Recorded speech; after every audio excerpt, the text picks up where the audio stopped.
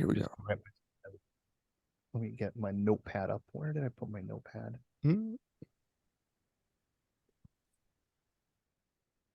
Welcome back to, start that over.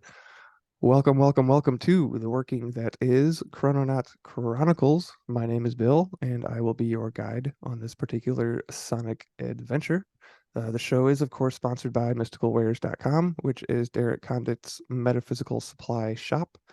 He does have a brick and mortar location in Mount Vernon, Washington, so if you're in the area, definitely check it out. If not, stop on by the website, mysticalwares.com.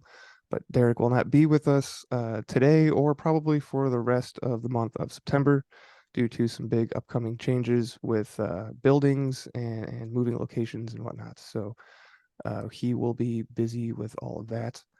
But what is it that we exactly do here on Chrononaut Chronicles? What is the point of this show? Well, we have essentially 4 segments, and we'll start with the last one, which is the sword segment. And this week, well, first of all, the goal of the sword segment is I was thinking about this more this past week, and I think it is a reminder. It's simply meant to be a reminder that we are all capable of miraculous things, and a lot of the times we just need a reminder of how truly uh, splendid and full of potential and how much power that is within ourselves. So the sword segment, that's the power or the goal behind that. And this week we'll be doing the Sabbath by Neville Goddard. It's a book, or it's a chapter from his Freedom for All book published in 1942. And then before that, we do have the silver segment. And the goal of that segment is to learn something new. And when we do cover current events, we try to look for the silver linings. And before that, we have the gratitude segment, because gratitude is a key ingredient in every working, particularly this one, or it should be anyway. So you can never have too much gratitude. And then what we start off the show with is just a quick look at the old Farmer's Almanac to kind of expand our awareness of what energies we could possibly capitalize on and work with during this coming week. So with that said, today actually is Monday, so we have Jupiter and the Moon conjunct today, and we have Jupiter's actually going stationary today, and it will be in retrograde until December 31st. And Tuesday, tomorrow, we have Uranus and the Moon conjunct. Wednesday, there is an inferior conjunction of Mercury, and the inferior conjunction means that it's between the Sun and the Earth, and that is Wednesday. Other planetarily, that's about it according to the Almanac. Fun fact: Google was incorporated today. Actually, is the anniversary of Google's incorporation in 1998. And just another, I guess, fun fact: I did see a news story. Big shout out to the CIA. Want to thank you guys for that. Yeah, they're moving. Google is moving to El Salvador or some Central American company or country. When the rats start leaving the ship. Yeah, so they're abandoning California and they're going South America somewhere. One more quick note on the Almanac, and because of the retrograde of Jupiter, this reminded me that there is actually 7 planets that will all be going retrograde roughly at the same time in the coming months. I put did I put that in there in the chat for you guys? No, I didn't. There's a article here from standard.uk, standard.co.uk. Venus, Mercury, Jupiter, Saturn, Uranus, Neptune, and Pluto are the 7 planets that will all make a backwards move through the sky in the coming months. So the word retrograde is used to describe backward motion, and science shows that all the planets in our solar system move in one direction on elliptical paths around the sun, meaning the retrograding planets only appear to be moving in reverse as we view them from our perspective on Earth. Astrologers believe this shift affects humans as well as the solar system, and link the appearance of the movement to significant changes here on Earth. So the RE in retrograde symbolizes reflect, reassess, and reimagine.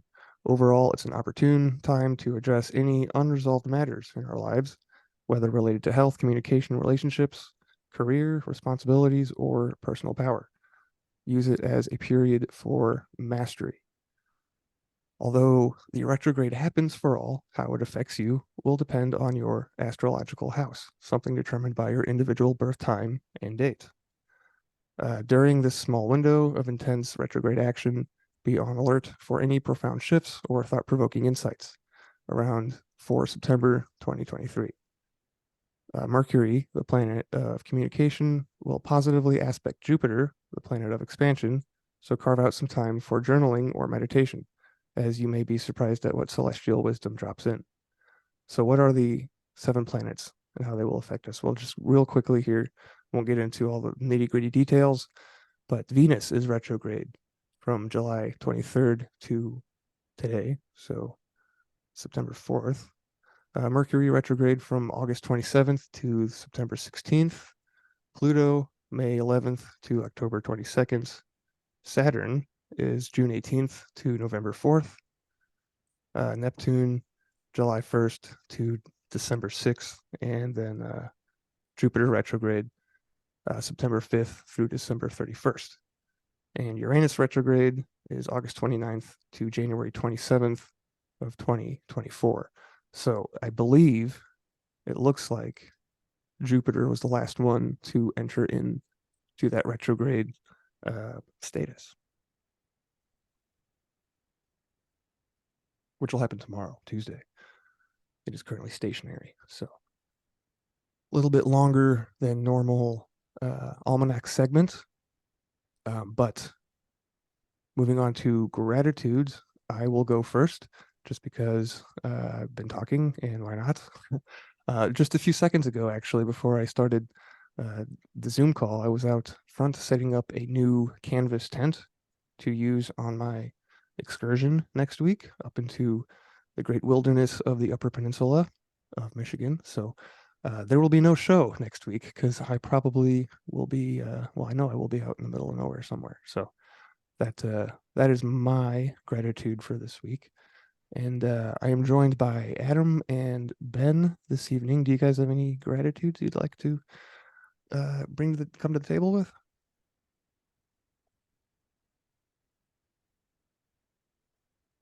Adam?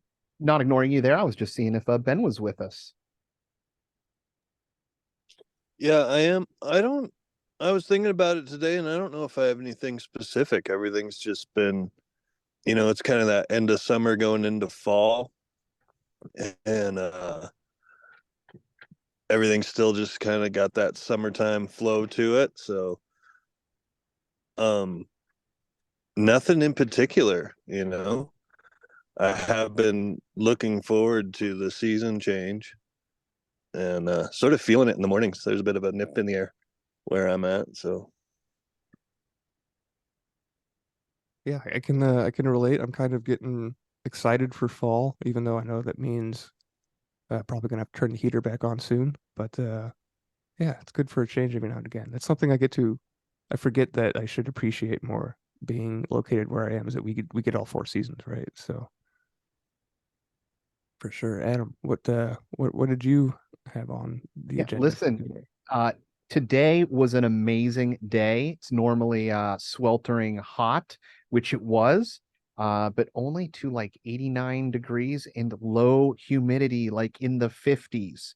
I'm gonna give a big shout out to the beginning of the end of summer, and to that also the end of the hurricane season, which I shouldn't be saying ending because we're ramping up into the height of it. But yeah, after September's over,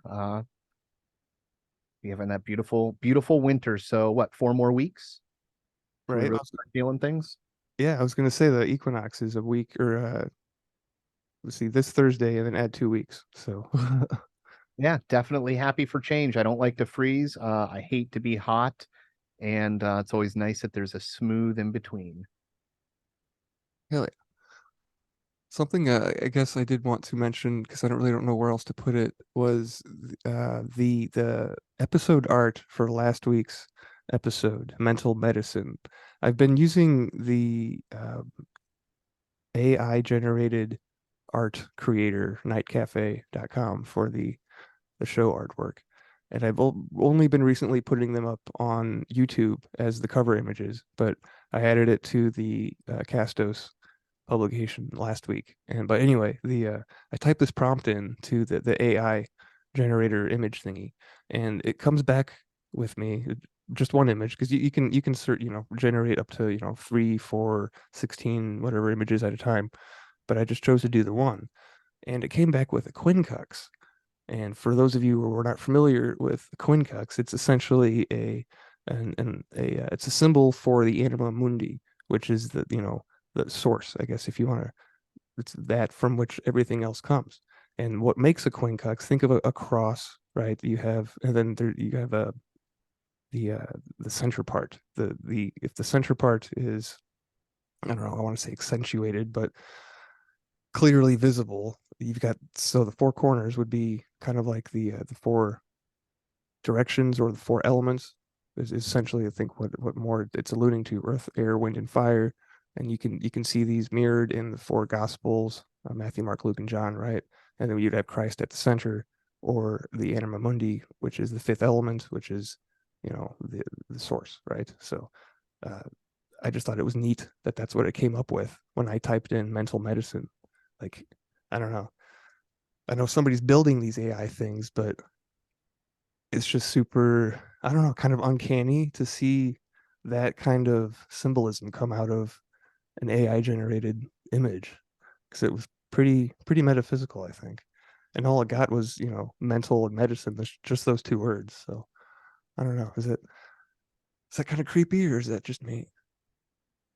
Look, we've poured our minds into the internet. It's now being scraped and fed back to us. So, I mean, it's not surprising. In a lot of ways, it's going to be able to make connections that other people couldn't. So, in a child's like way, I mean, it's kind of not surprising that it's going to be getting overall themes that you would think only a sentient being would give.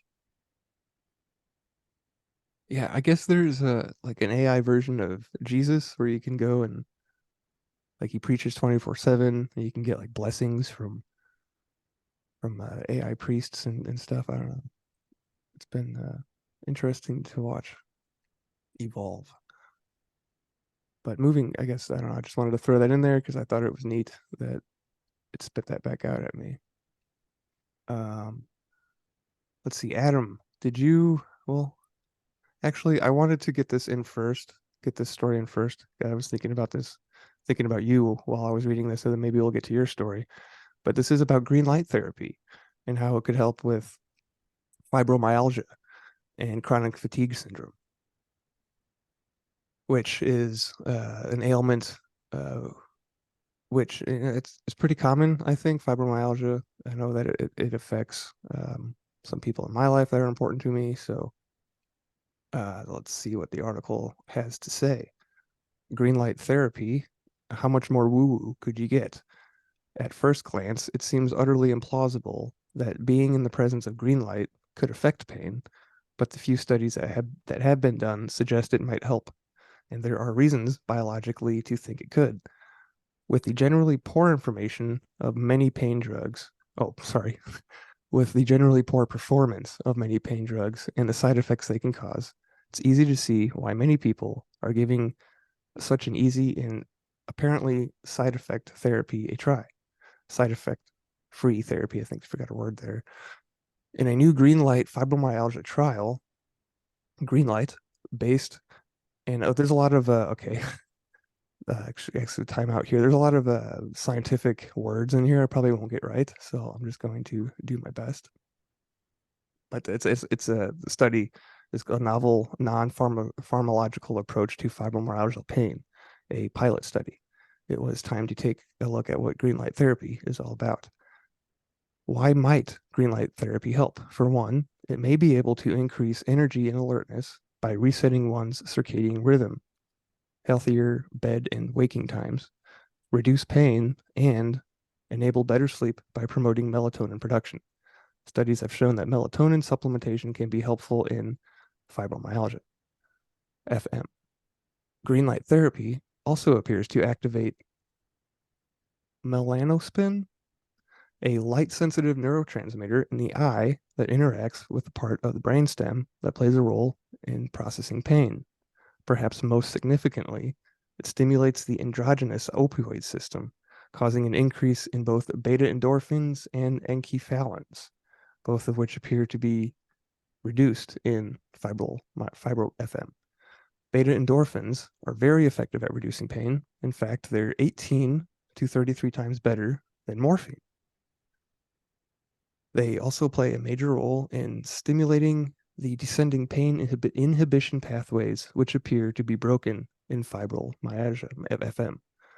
Since the endorphins kick in during exercise and may be responsible for the runner's high, it's no surprise that an exercise study found that they found them depleted in FM both before and after exercise. Plus, a small study found them reduced in both FM and CFS, chronic fatigue syndrome. And another study found them reduced in CFS. Green light therapy may also be regulating serotonin, another feel-good chemical, via the serotonin estrogen pathway that some believe plays a role in many pain disorders. Study evidence. It says that not many studies have been done, but the results thus far have been good. A neuropathic pain animal model study found that green light therapy was able to turn down pain hypersensitivity. Digging deeper in 2023, a rodent study found that green light therapy increased endogenous opioid levels and reduced neuroinflammation. The authors recommended that, given the non-invasive nature of green light, this innovative therapy could be readily implementable in hospitals. A migraine study exposed patients who had not responded to migraine treatments to 1 to 2 hours daily of white light emitting diodes for 10 weeks, followed by a 2-week washout period, followed by exposure for 1 to 2 hours daily to green light emitting diodes for 10 weeks. It produced a dramatic reduction in episodic migraine days, 7.9 to 2.4, and chronic migraine days, 22.3 to 9.4. Plus, there are some indications that green light therapy may ease the sensitivity to light in migraine. Psychotherapy conducted under green light also proved to be considerably more effective than done under white light in a small study. So, Adam, what do you think about this so far? I know that you've got a whole bunch of you've got an entire room rigged up with green lights, don't you? Yeah, I do. Yeah, I've got let's see, it's 4 of them set up in here in the studio. And yeah, I mean every single thing there seems on point with the research, but I mean it makes sense. And if you've ever had migraines and you've ever been exposed to green light, then you probably would notice the difference. So just from an experiential standpoint, I get it. And yeah, like they said, all the science and all the studies on it seem to be lining up, and it's nature, right? We've locked ourselves in sterile white boxes. And we never touch the ground. Our feet are always Insulated yeah. in casts, keeping your toes together like a ballerina.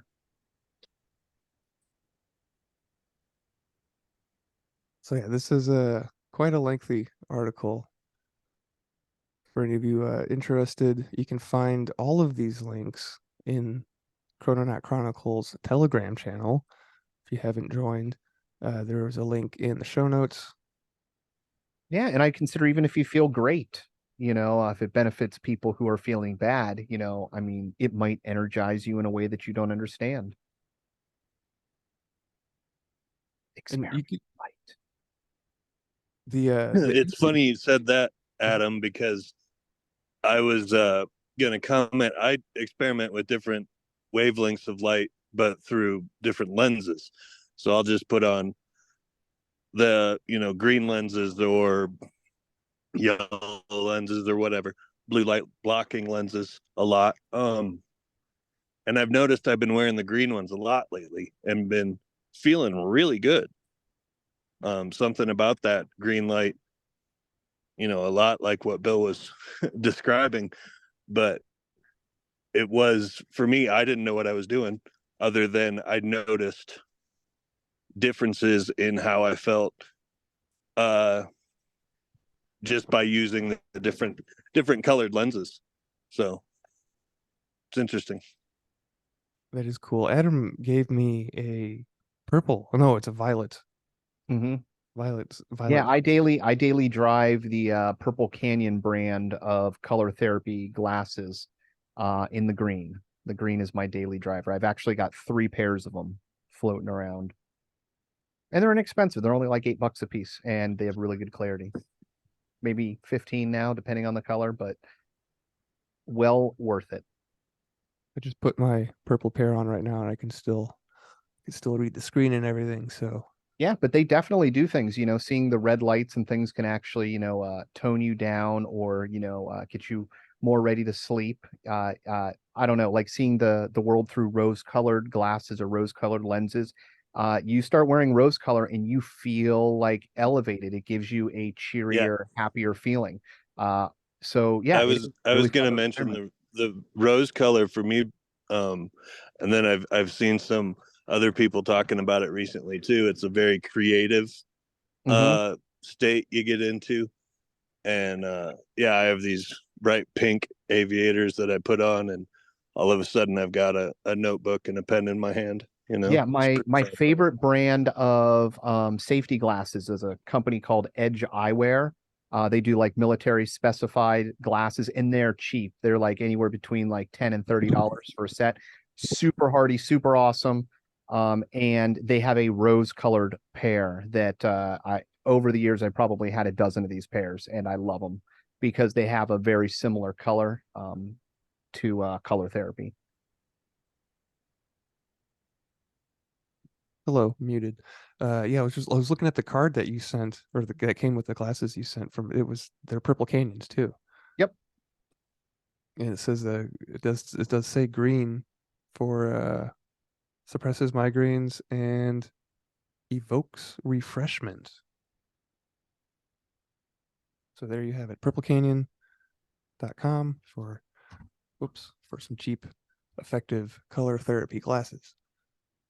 One more point on this before we wrap up, just because this is from a doctor at pain management and opioid surveillance for Duke Health.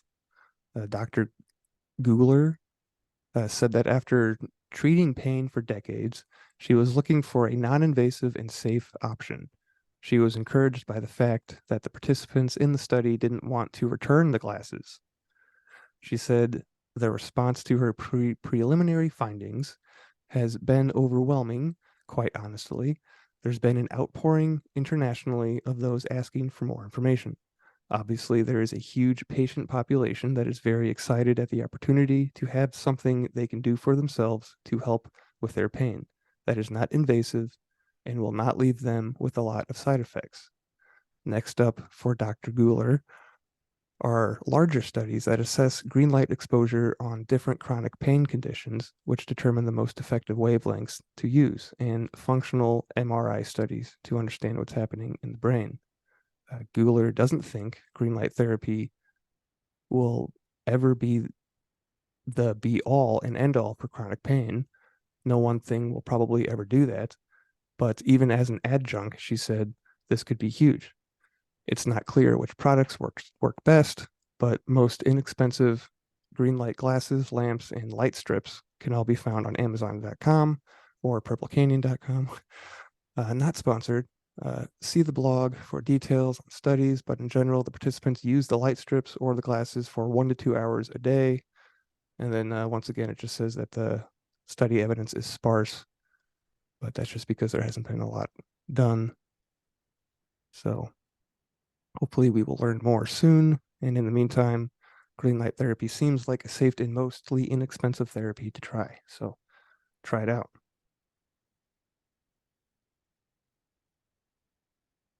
Try it out. All right. Let's see what else we have on docket. Oh, I picked out. Oh, Adam, did you want to go over the your article? Sure. Well, since we're on the Adam train. No, just kidding. I did think about you when I was reading that. Like, hey, I know about this. This isn't new information to me, but Yeah, well, it's certainly interesting. So I love the debrief. And my friend Micah Hanks over there wrote this article in particular. So oh, I didn't know Micah. Cool. Okay. yeah. Micah is the creator of the site and one of the contributing writers to it as well. So anyways, the story is, let's see. It is called Enigmatic, or I'm sorry, these oh my God, Enigmatic. Okay, these amazing Viking symbols used in the ancient encrypted messages keep one of history's strangest languages secret. And essentially, if you've ever seen runes or seen the symbols, it is not just a symbol system, it is a language that people used to write in. But it has gone from being a 24 letter system down to a 16 letter system. And there's no real explanation throughout history and why this has happened, other than looking at changes in the way that people spoke and overlapping of the way that the runes would be pronounced because they were phonetic in their creation. And that it's postulated that as words changed, you need less of these to be represented, and they got dropped out of the official language. But it's amazing when you have these things that are just lost to time. And I even think of like George Orwell, 1984. What kind of thing could have been used? You've taken a more complicated system and language where you can speak more things, and then some things are dropped out. Is it like in Newspeak where words are removed from the English language because if you can't speak them, you're not articulating them, you're not thinking them, and therefore it isn't the magic of the word, if you will. So, yeah, I found that just incredibly interesting that there's that mystery in losing a significant portion of the letters in an alphabet. Have you ever used a rune set, Adam? I To have. I don't have one. I gifted a set to Mm. Andreas, Oh, guest of 13 Questions, and my friend. you gave one to me as well. I did. Carved into hematite rocks, which I is did. pretty freaking Yep. cool. And his, I believe, oh, what was it? Bloodstone, maybe? Ooh. Either that or red jasper. I can't remember. Yeah, it's a super. I started researching runes shortly after I started down the road in tarot, just because they're both said to be divinatory practices. But No, yeah, listen, Andreas throws runes and he prefers it over tarot. yeah, I was gonna say I would venture to guess that there's more of a augury nature to runes than there are to the tarot. Like I don't think the tarot, after reading this book by Robert Place anyway, the fortune telling aspect was kind of added, you know, later. So not so with the runes. I don't believe. At least I know that there's reports from Roman military expeditions of them observing, Hmm. barbarians, quote unquote, using, casting stones, lots, runes, whatever you want to call it. Speaking of the Romans, who of course were masters of dice, um, I don't know if you've seen this. I shared it in the chat here as well because that story made me think of this also.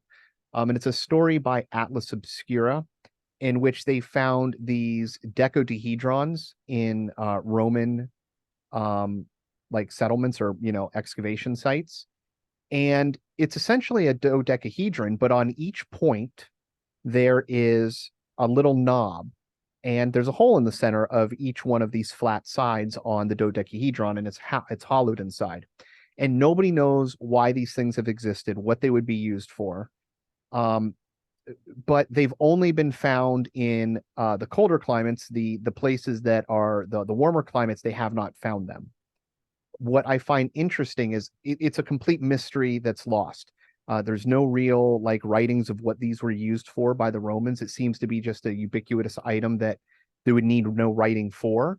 But the most fascinating thing I've seen is people have taken these and used them to weave gloves. That with the way that it is set up, you have the ability to create and weave 5 fingers while creating a glove and a handhold. And people do this and make gloves using this device. And it just seems like such a simple knitting tool that if that's not what it's used for, I am even more interested. And I'll never know. Not unless I get my time machine. So dodecahedron, that's a 10-sided die then, right? Yep. Is that Yeah, I've supposed- in the link, if you click the link, they've got a nice image of one of the ones that has been found in a Switzerland Roman city. And you can see other versions they have in the museum as well. Some of them have more holes in the center, like you might be weaving more pieces of thread through. And then you also see different sizes holes that are placed, which could represent maybe, which fingers would be used. This article starts out with a Buck Rogers uh reference. That's amazing. Buck Rogers. I'm even more amazed that you know who Buck Rogers is, Bill. I barely know who Buck Rogers is. He's Flash Gordon's contemporary. Yep. Buck Rogers. That's the inspiration behind Duck Dodgers. Is it? Yeah, Daffy I Duck. know that Graco, the largest spray and manufacturing company, has their most popular texture nozzle looks like a Buck Rogers, the end of his gun did, and it is officially, unofficially called a Buck Rogers nozzle. Oh, that's awesome.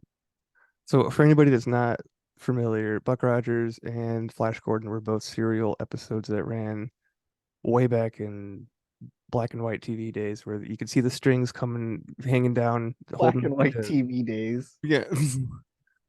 Yeah, a long time ago. I don't want to say a long time ago, but did you know? Okay, so people born in this year have the potentiality to see the year 3000. That's kind of mind blowing. Anyway, out of left field. But yeah, you could see the strings. Bill, Yeah, check the math on that. 3000. Oh wait, no, never mind. 2100, not 3000. In the year Well, 3000. can we upload our consciousness yet?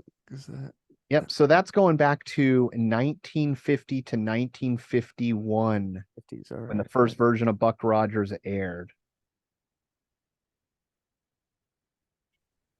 Yeah, definitely some. I believe Flash Gordon was available on Amazon for free last time I checked. If anybody wanted to check out some old school sci-fi flicks.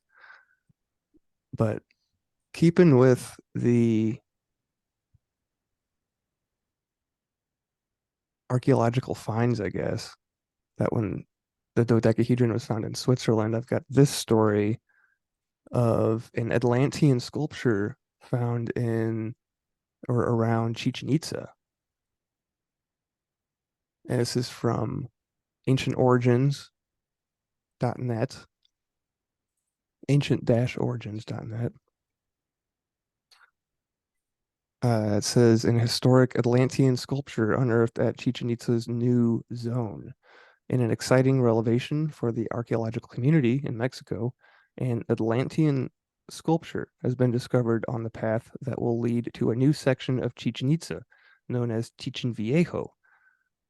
Such an item has never previously been found at the site.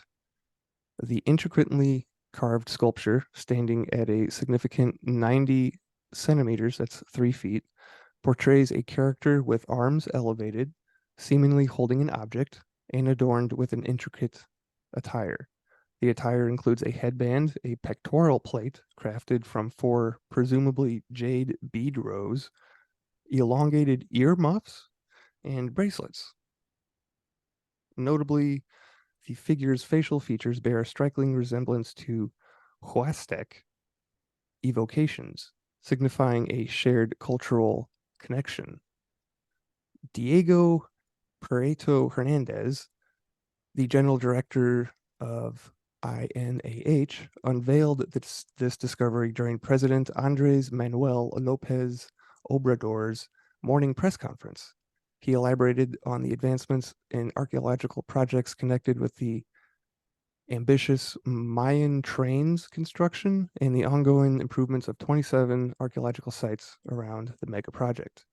The discovery of Chichen Viejo, a luxury residential complex that was lived in by the controlling elites, quote unquote, controlling elites of the sacred city, was announced in February. These are the first residential buildings to have been found in the area and are situated about 2/3 mile from Chichen Itza religious site. Hernandez emphasized the profound significance of the Atlantean sculpture, named for, although not directly connected to, the Greek god Atlantis, saying it hints at a cultural synergy between the Maya culture of Chichen Itza and central and northwestern Mexico during the terminal classic and early post-classic periods. That's around 880 to 1200 AD. Atlantean sculptures, commonly referred to as Atlantes, are stone statues of humanoid figures that often serve an architectural function as support columns or pillars. The term Atlantean derives from the mythological figure Atlas from Greek mythology, who was condemned to hold up the sky for eternity. Similarly, these statues are typically depicted as bearing the weight of the structure they support, much like how Atlas was depicted bearing the weight of the world or sky. The discovered sculpture's dimensions suggest it might have been a supporting part of a ceremonial altar. In Mesoamerica, especially during the post-classic period, Atlantes became a distinctive architectural feature in various regions. One of the most famous examples of Atlantean figures in Mesoamerica can be found in the city of Tula, located in modern-day Hidalgo, Mexico. This was the capital of the Toltec Empire. Hey, we know about the Toltecs and the Four Agreements, right? And it also features iconic columns in the form of warrior figures atop the temple of the Morning Star, which is it's a name. It's not actually called the Morning Star. It starts with a TL and ends with a TLI. So it's got about 15 letters in between. I'm not even going to try to pronounce that. So, but the figures are made of basalt, stand over 4 meters tall, and once supported the roof of the temple. The Temple of the Warriors in Chichen Itza features columns with similar warrior figures, reminiscent of those in Tula, further highlighting the connections or interactions between the Maya and the Toltecs.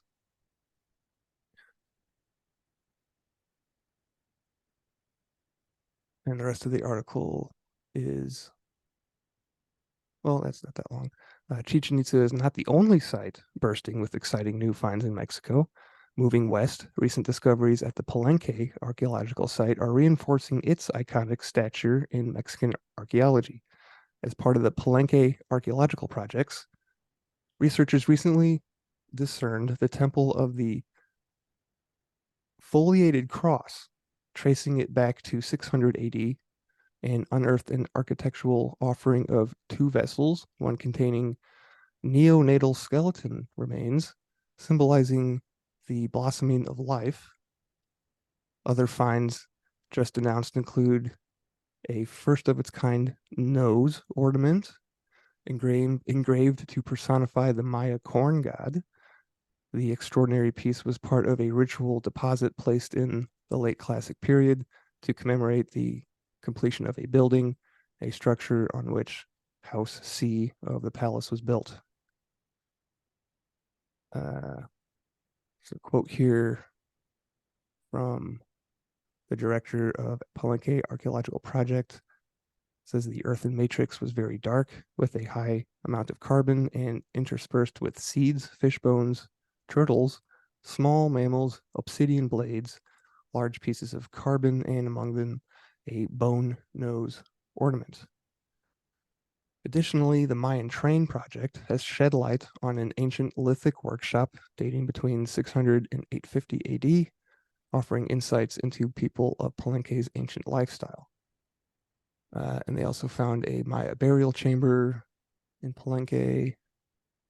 And so, yeah, the main point of this story was the connection to the Toltec Empire and the Mayas. So there is a small image of the Atlantean statue in the article for anybody interested.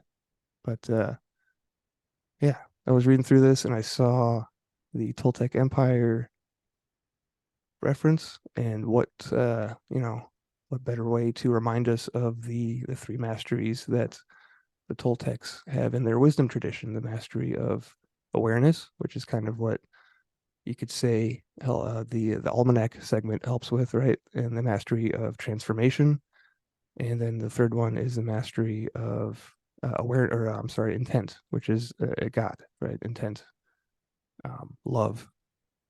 So hopefully, I'd like to think you could find all three of these masteries to some degree or another kind of explored more or less during this show. So that's all there is with that story. No comments from the peanut gallery. Did want to bring up this one because it has to do with near-death experiences. And I know somebody very close to me who has had one of these, and it did turn out to be an out-of-body experience also, which I've is had one of those as well. I think you told me, but I don't remember all the details. Do you want to refresh? Do you mind sharing? Yeah, it was the worst migraine I've ever had in my life, in which I tried to call 911, but I couldn't because the phone was too bright. I tried to get water from the refrigerator, but just like couldn't. I somehow bounced off the fridge and hit the floor. And yeah, it was really bad. And I had I popped out of my body and saw myself, and all the pain went away, and I was just watching myself. So how long were you out of body for? Was it just like a few seconds? I have no idea. The migraine lasted in its worst for the better part of 12 hours. So God. at that, it's so hard to judge time within that. Like pain beyond Yeah. pain you can imagine, that's beyond a threshold that's just it cannot get worse.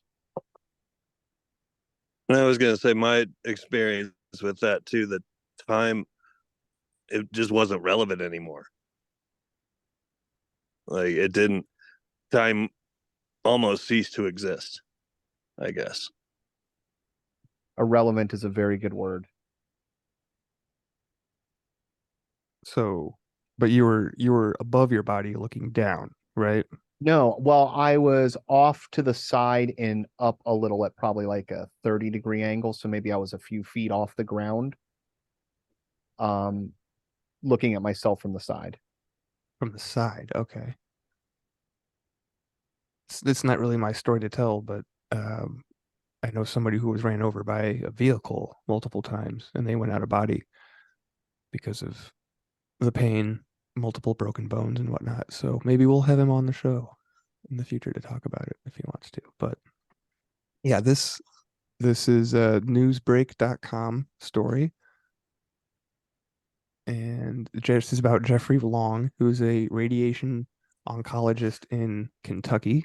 Says that I've studied more than 5,000 near-death experiences. My research has convinced me without a doubt that there's life after death.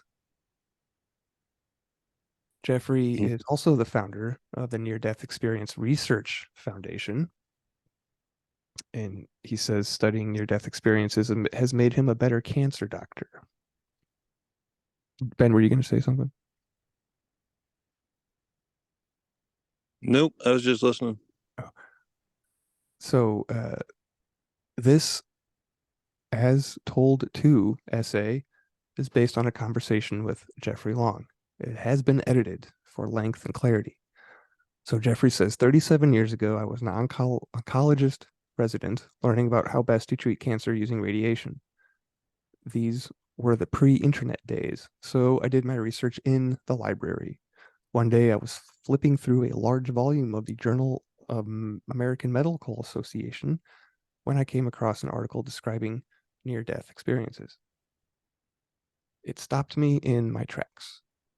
All of my medical training told me you were either alive or dead. There was no in between. But suddenly, I was reading from a cardiologist describing patients who had died, then come back to life, reporting very distinct, almost unbelievable experiences. From that moment, I was fascinated with near-death experiences, or NDEs. I define a near-death experience as someone who is either comatose or clinically dead without a heartbeat, having a lucid experience where they see, hear, feel emotions, and interact with other beings. Learning more about these experiences has fundamentally changed my view of the universe.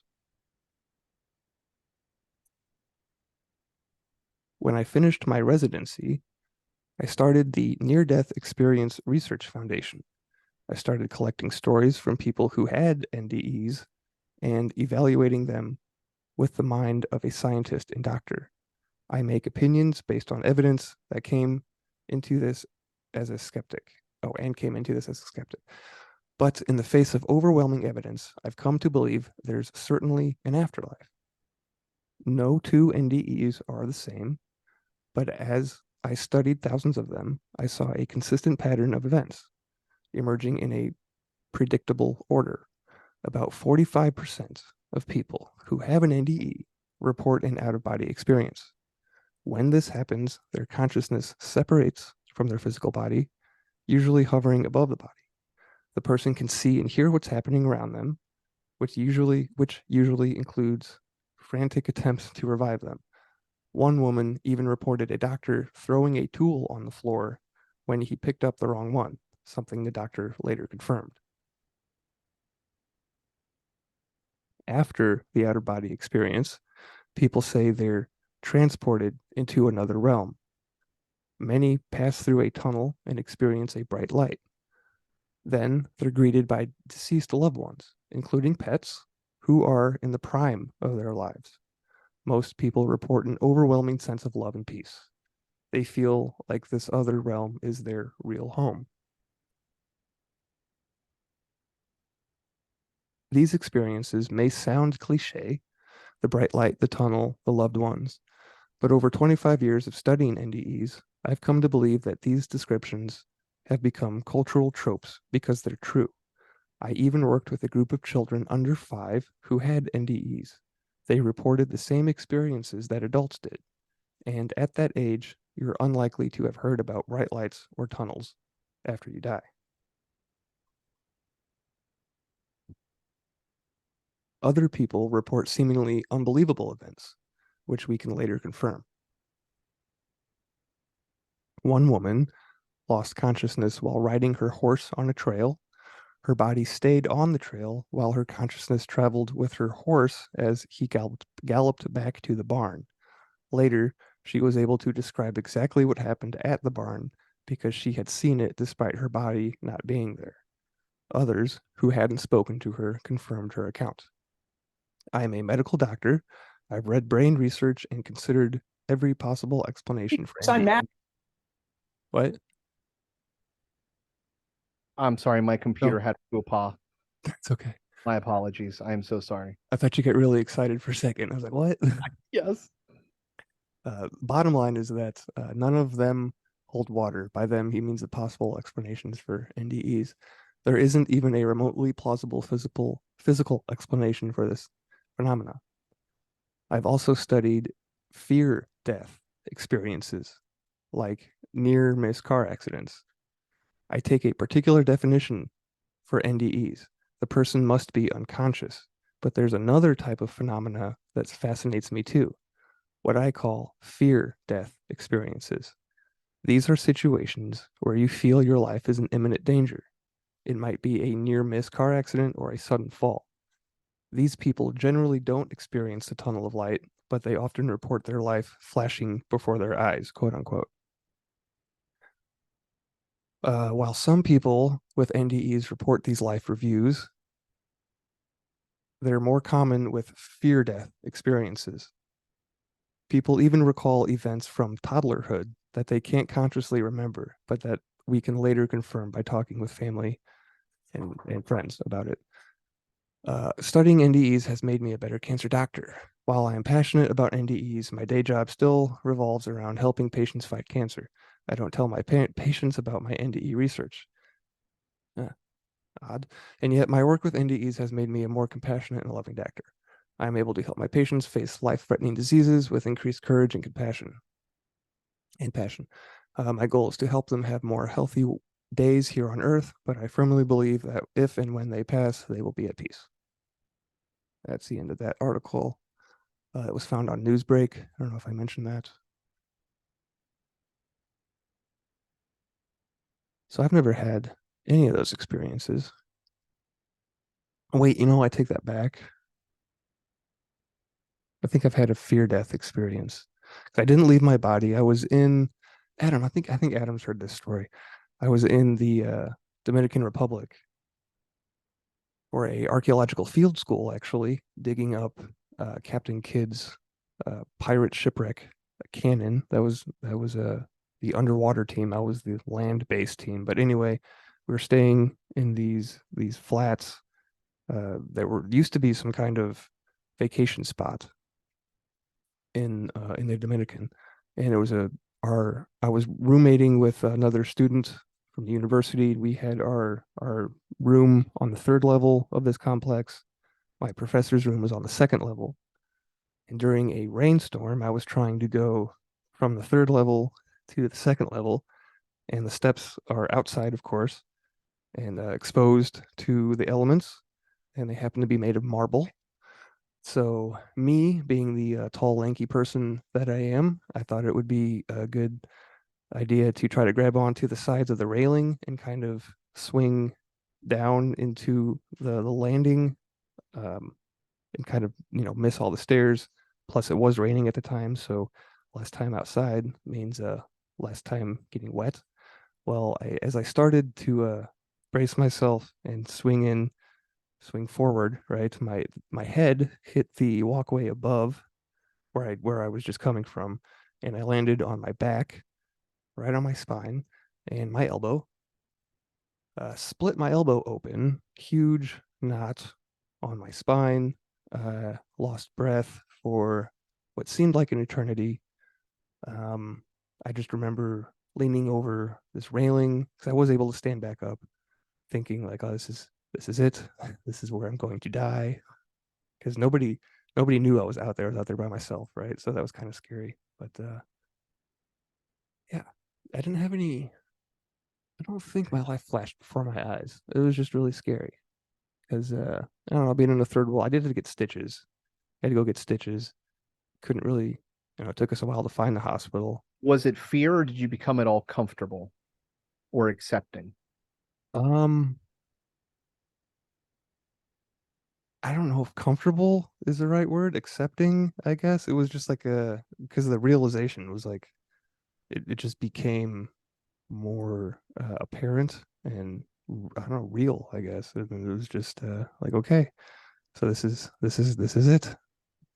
This is how it ends. I was sad if that was going to be the point, the end of this incarnation until I respawn somewhere else, right? But Taken out by 90-degree angles? yeah, my height and 90-degree angles and the weather, climate change gave me an NDE. Just kidding.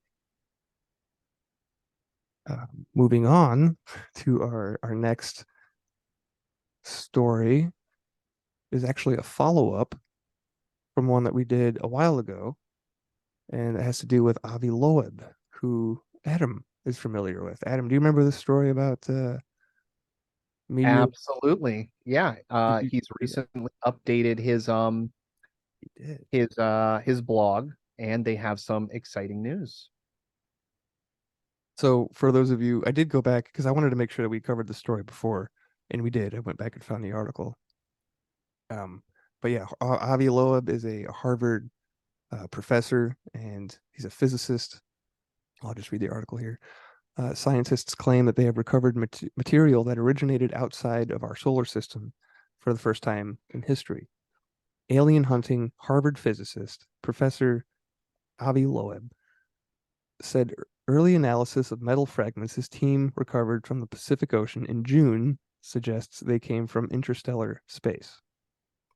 The remnants came from a meteor-like object that crashed off the coast of Papua New Guinea in 2014, which Loeb is not ruling out could have been fragments of an alien craft.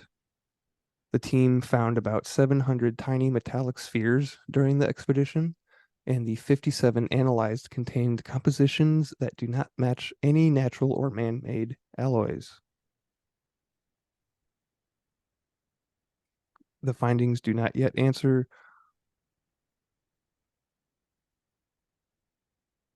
pop-up got me, sorry. The findings do not yet answer whether the spheres are artificial or natural in origin, which Professor Loeb says is the next question his research aims to answer.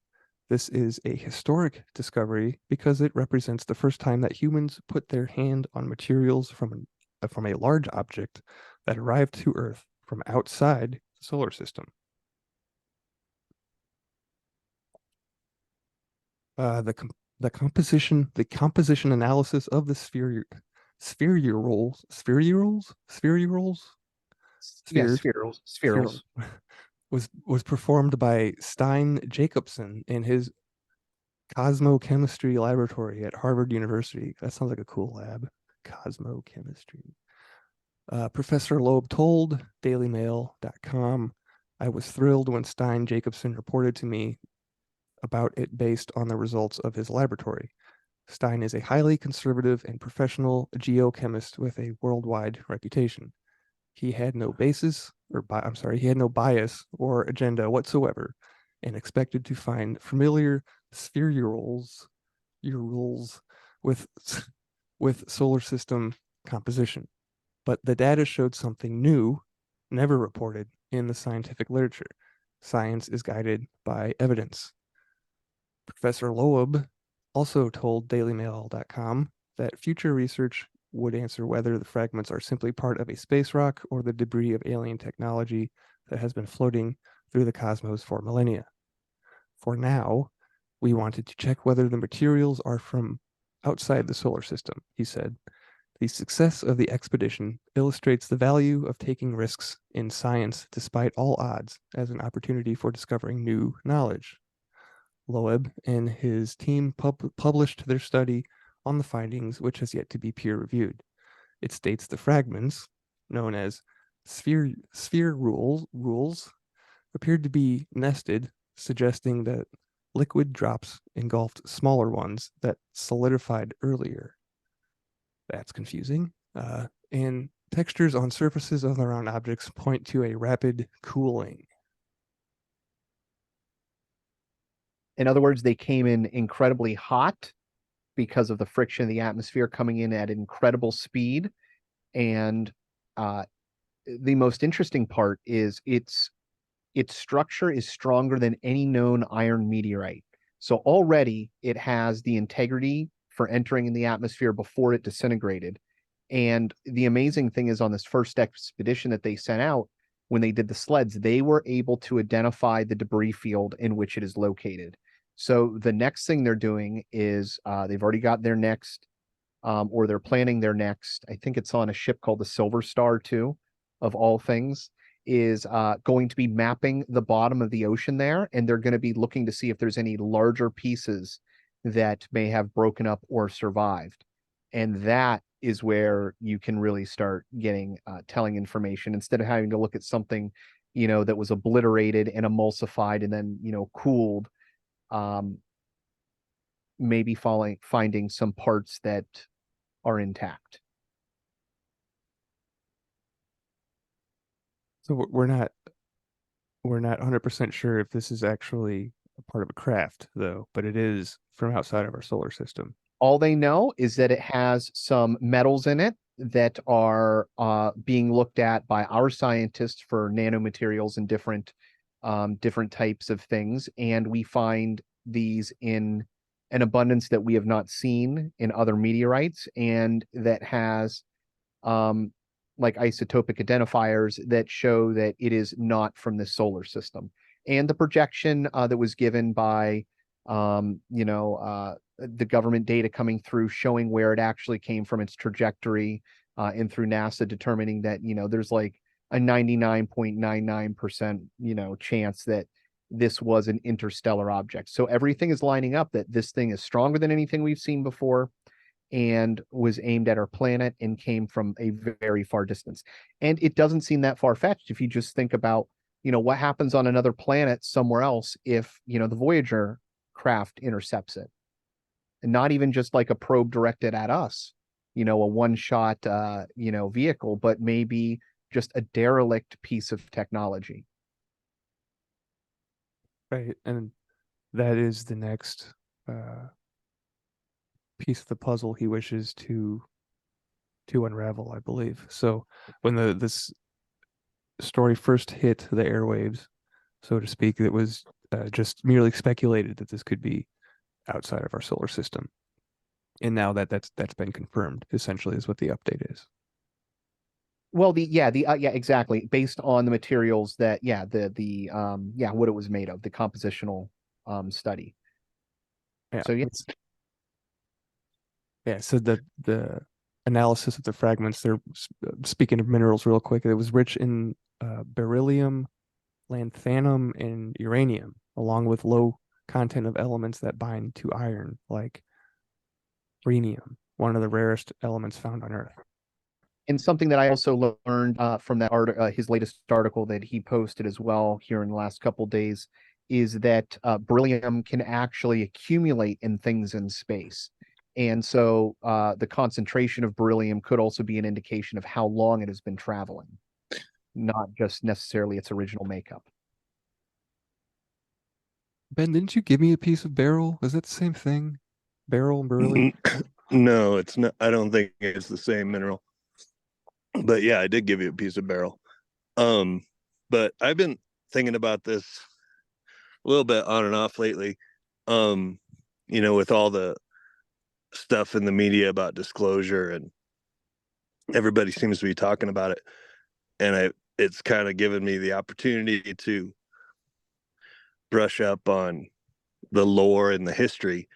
Because I haven't been a big fan in the past, or it's not been a rabbit hole I've chose to dive down. And it kind of comes up when I think about the one I saw too, just in how it acted and how foreign it was flying, right? Or moving through time and space. But it seems like they've fed us breadcrumbs that have kept up with our technology as well. So like this new finding, would we have been able to even analyze that 25, 30 years ago? Or are we just now, as a species and with our technology, getting to the point where we can start figuring more out? So they're feeding us a little bit more.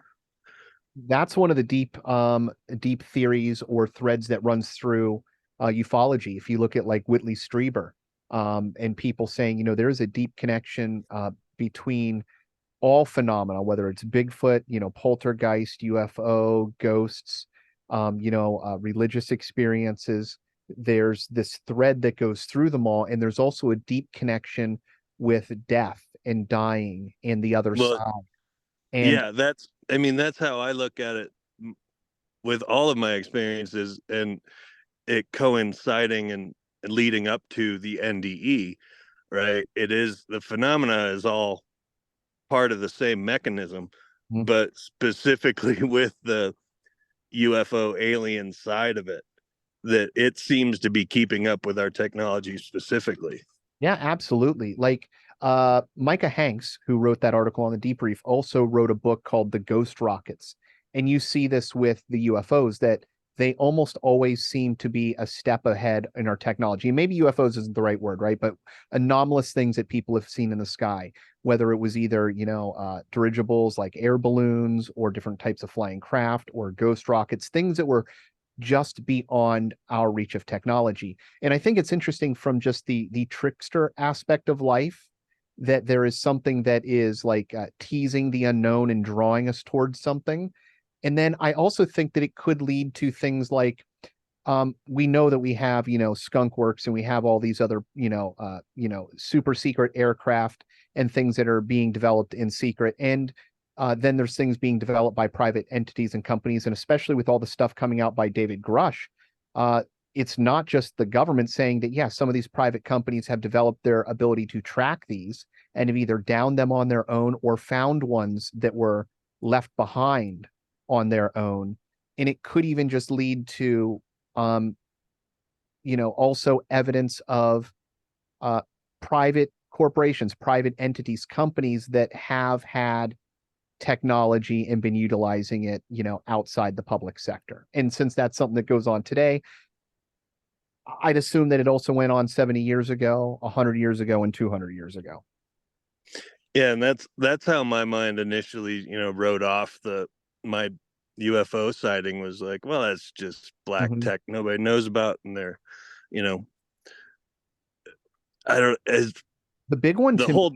It was such an event, and the whole town was talking about it, and there were multiple events throughout that time period, and it just seemed, I don't know, like they were fucking with us, right? So I just wrote it off as human testing shit out. But even that being part of the outlaying of the technology and showing people and getting the story out there so that it's not as shocking to the masses, right? Which are prone, a person is smart, but people are panicky, right? Yeah, well, and to me, it's been a secret that's out there, but not out there, that there has been factions that have been hiding a truth within it. I have a copy of I think it's called the Fire Officers Disaster Guide. And I found a copy, and I may have taken photographs, or not photographs, but photocopies of it. Actually, I did not do that. They've been destroyed. That never happened because that would be illegal, right? But it dictates what you do, what to do if there's an alien craft or a vehicle that crashes, and it goes through the whole time loss, radiation, things like that, and how to treat. And just as interesting that the U.S. government for the Air Force had for all of its cadets a guide talking about UFOs, that there was, up to 4 different species, how to handle yourselves in situations if you encounter these. And once it was brought up to the public view, that was pulled out and not shown. So these are heavily veiled secrets. And if you look at somebody just like John Greenwald, who created the Black Vault when he was a teenager, really into UFOs, decided to do some FOIA requests, and has expanded where he's got millions of documents on his website on all more order of things. It's like 80% of the documents are not on anything related to UFOs, name your topic, and he's pulled it. But he says the place where he finds doing FOIA requests, Freedom of Information requests, the most difficult, where things get stopped the most, where the orders are injuncted, where it doesn't seem like it should be, or the paperwork is lost, the lies, the timing, the stringing things out for 6, 7, 8 years. That is all related to UFO and not to any of the other subjects. And to me, that's the most telling thing. It's not what you're being shown, it's what you're not being shown. There's a famous video, I think I have to look it up. I want to say STS-48. It was brought to the world's attention on it was like E! Entertainment, and then Sightings. And it was done by John Decker, who was a police officer who had a UFO sighting in Pennsylvania, and got really interested in it and started investigating it, started UFO Magazine, and had somebody come to him with a video. Because a long time ago, whenever they would launch a mission with the space shuttle, which would be the STS, and then the the launch number, they would have a non-encrypted video feed that was going down from the satellite and back, and people would record this, and they recorded this video and sent it to him and said, hey, look at this, and you see this light kind of streaking across the sky in the atmosphere, and you see something, you all of a sudden see it like take a right angle and shoot off into outer space, just like disappears at unfathomable speeds, and then something flying up from the surface that looks like it would be something being shot to intercept it. After this video was brought forward and shown, the very next day the entire feed becomes encrypted. And I remember seeing that as a teenager, and I was like, you don't need to tell me there's something there, but once you start doing stuff like that, you don't want me to know. Like, what is it you don't want me to know? And so I'm a firm believer that there is well, look, David Grush is probably right. I'm a believer in Bob Lazar. So all the stories that people have told, all the experiences that people have had, all the cultural leakage, I mean, X-Files, all the movies. If you think the secret was kept, it hasn't been. Yeah, there's definitely some very, very compelling evidence, videos out there that can be found. I know that there's one I've posted on the Instagram, I believe, a couple of times. If not, I know it's on the Telegram channel, but you can see sorties of aircraft flying into the moon. Like they're like freighters or There's a something. lot of anomalous stuff flying around, and it's not surprising. Look throughout history, look at cave drawings, look at what people describe, people from the sky coming down. And what I find most interesting, Ben, about the UFOs, two stages, because one, I mean, it's not to say there's UFO, there's alien, there's this. If we live in a teeming universe, it might not be one, it might not be a dozen. And this might be why there's been different waves of different shaped craft. But the one thing that follows through is the tic-tac and orb-shaped crafts that seem to have been reported, as far back as time goes. And to me, that is so fascinating. And especially once you start talking about like AI in the future and, all the possibilities of different realities, it could be all of them. It could be ourselves interacting with us from the future, Well, and other species and other realities and spiritual. that's the road it leads me down, right? The nature of reality and like thought forms, right? So the more energy the idea gets, the bigger it gets, the more real it becomes. And that UFO, alien, sci-fi genre has been, popular from the jump because it is that where our story comes from, Yeah. right? Look at The stories always go come back to from the stars. Yeah, go And back to the Dogon, 50,000 years of story. right. So the faster we develop with technology and evolve with it, the faster the thought forms evolve and the faster it becomes more real in our physical reality. I don't know if you're familiar with Laird Scranton. He's a linguist. He's Nope. wrote a ton of books on the Dogon. Really fascinating guy. I've had the great pleasure of spending many, many, many hours in his presence speaking with him. And he's done research on the Dogon and into their language and found these amazing connections because they have such an ancient language and ancient symbol system, that it connects to a whole bunch of other ancient languages and does a lot of verification for like different parts of China, hieroglyphs, Egyptian hieroglyphs, Buddha text and writing and symbols. There's these deep connections. But one of the most interesting things that the Dogon talk about is that everything is dual. There's always like two parts. And one of the things that they see is that there's two universes. Whenever a universe is created, they are also created in a pair, and that there's a veil between them, and that one is completely physical with the complete ability to act, and the other is the complete inphysical without the ability to act. And that there's certain times throughout history, and I would equate this to maybe like the galactic sheet, the Mayans, maybe something on the electrical universe. This is my thinking, but they can come together, and there's a certain time when they're more able to be, the veil is thin, that there can be communication, there can be somewhat of an influence, but that this other side, these other beings, the attachment to the afterlife, this other thing says that trying to get us to do things is like trying to make grass grow by pulling on it. And so there could be this two sides, that deep Akashic record consciousness, something along those lines that is absolutely influencing us, the muse, the creative, that's trying to push towards something else. The pair idea is interesting, and it being one of the oldest creation stories, you got to think it would be more like cell division, right? So at one point there was one, and then there was a pair, and now we've divided into the quantum space, right? So it could just keep going, right?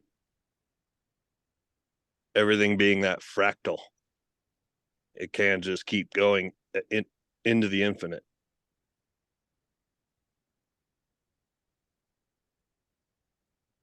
The Hopi also have a tradition of two worlds, I guess, becoming one.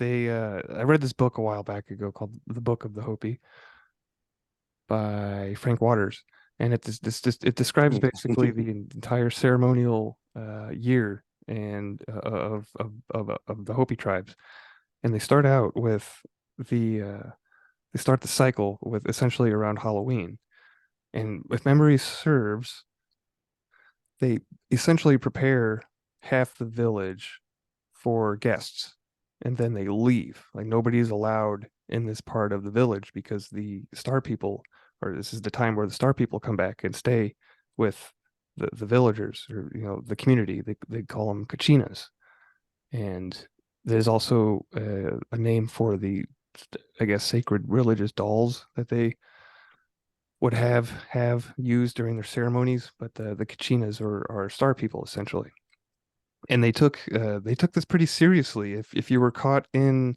that part of town during that time of the year, I think that they would kill you. So the people would, not the kachinas, right? But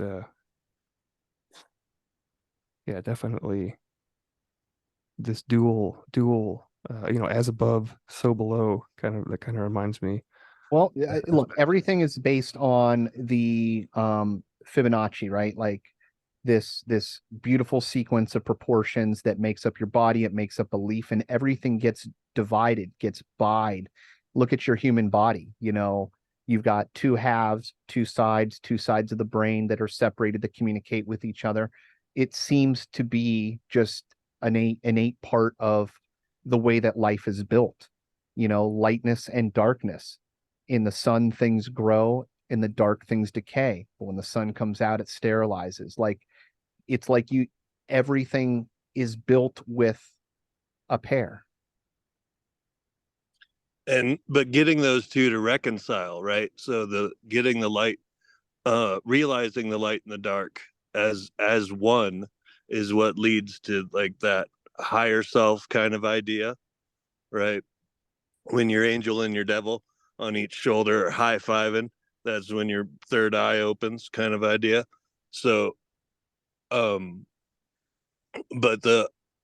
it's the Trinity in that respect, right? So not just the upper and lower world, but that we exist in the middle. Yeah, Dr. Jordan Peterson put it very succinctly to me, or at least how I heard him say it, where it's the idea that, look, everybody thinks the same. All the awful thoughts that somebody else has had, you've had them too. And, it's whether or not you've acted on them. But, if you're going to protect your family from the wolves in the world, then you might need to be a terribly angry, ferocious, and forceful, violent person to protect your family, to do what's right in the universe. You might have to stand up to some other darkness, to an animal, to a person. And to have that within you does not mean that you are that thing. It just means that it is a part of you that you are who you are in the moment, I guess. But that analogy to me made it very clear, at least in my own world, that yeah, I mean, it's pretty clear if someone's attacking your family, your child, the good father makes it if they can, so it ceases.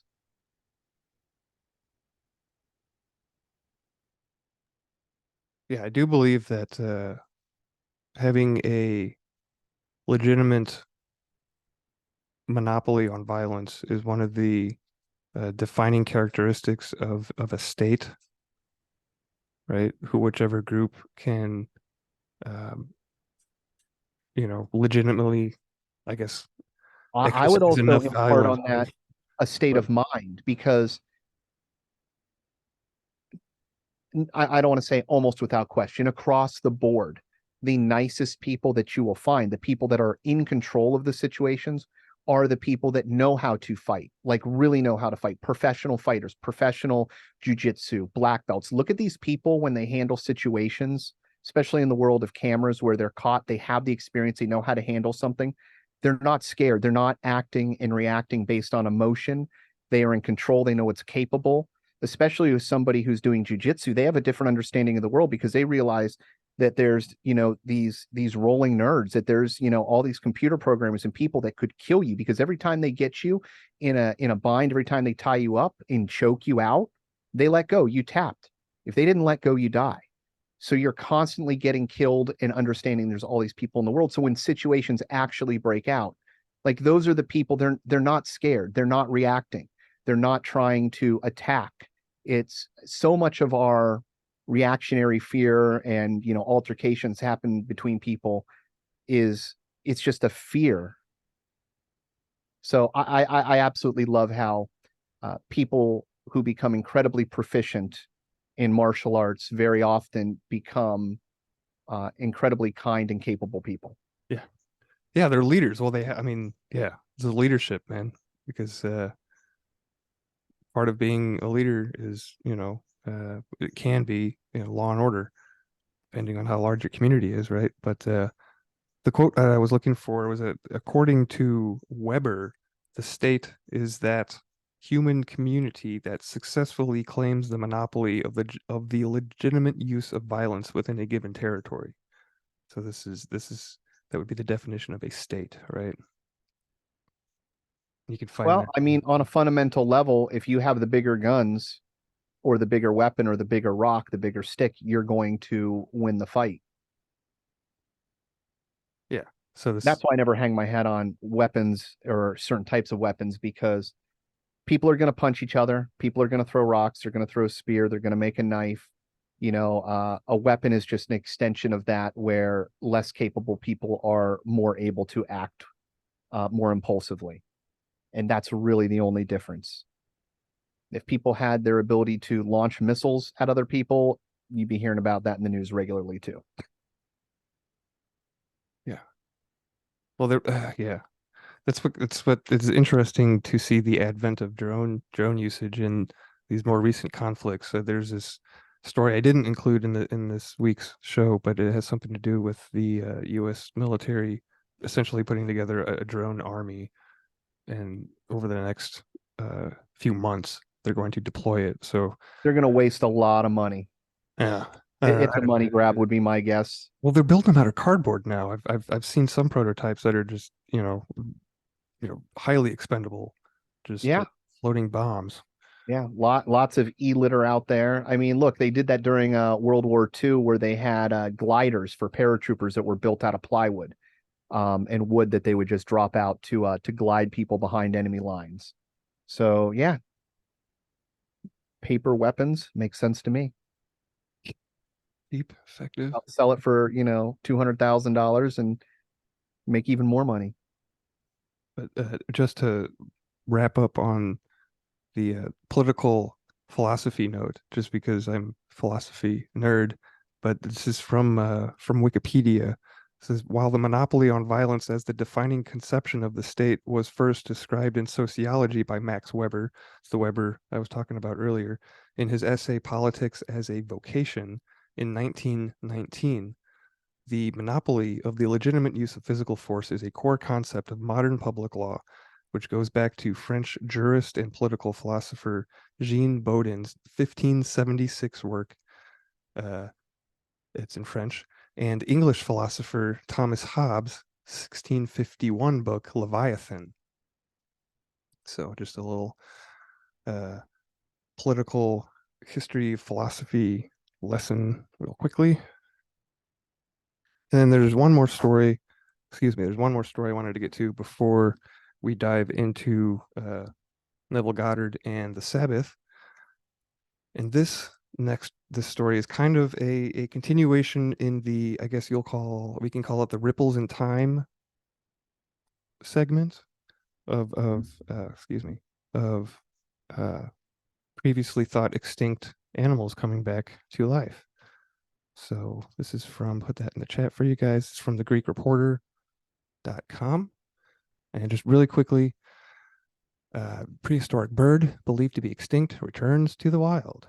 The recent release of 18 takahe birds in this lake in New Zealand's southern island holds immense significance. These large flightless prehistoric bird species were once thought to be extinct and had not been seen roaming these alpine slopes for nearly a century. Takahe, the unique creatures of New Zealand, stand out for their exceptional qualities. These birds, like many others in New Zealand, developed without the company of land mammals. Instead, they adapted to take on the roles that mammals usually play in the ecosystem. The birds cannot fly, and they have an average height of about 50 centimeters.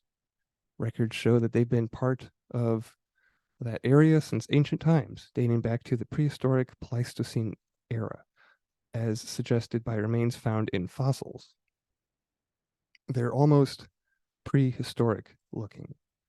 When you look at them from the front, their bodies can seem almost perfectly round. With their blue-green feathers, they resemble a miniature Earth placed on top of two long, bright red legs. As O'Regan, an elder from the tribe, reflects, someone once called us the land of the birds that walk.